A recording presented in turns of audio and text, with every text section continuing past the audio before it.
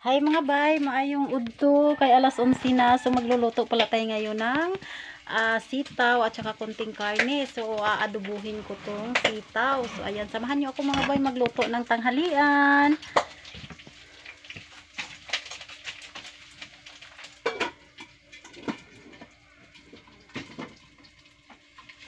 So ayan.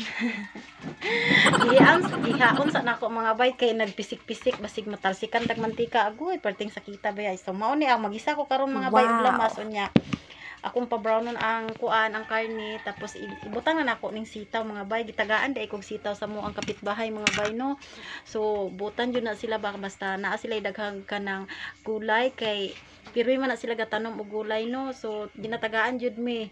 So gahapon gitagaan di kog sitaw mga bay, tambo kay yung sitaw dagko. So libre na mo ang sudan. So ako sa tumo kayon ako niluto mga bay.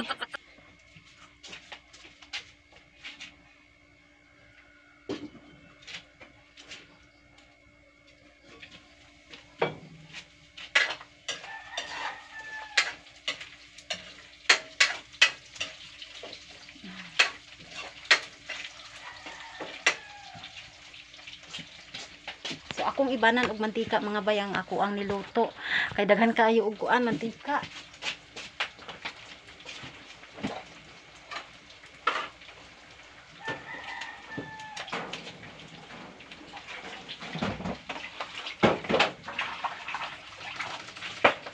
Yo. Gatalsi.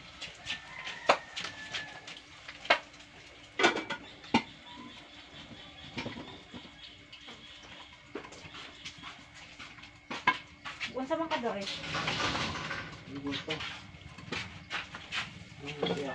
Ha? Lugan ng sipon. Oo.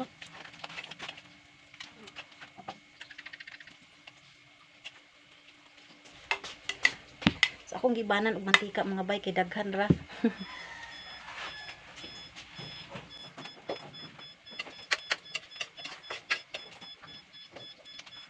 Ya ato nang isunod mga bay ang lamas no.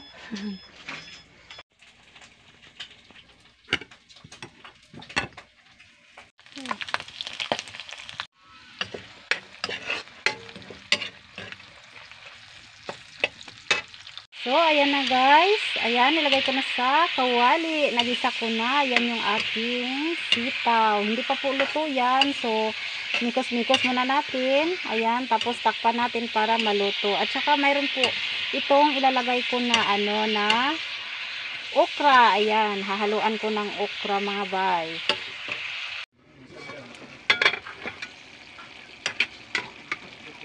Dubong sitaw, ayan, mayroon tayong nilagay na okra. Muna natin sandali para mahalo yung lasa. At ito yung sikreto ng ating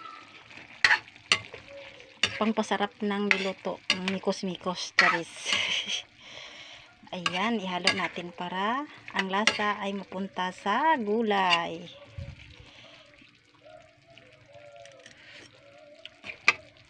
Ayan guys, luto ng ating adobong sitaw. Ayan. Thank you for watching. Bye!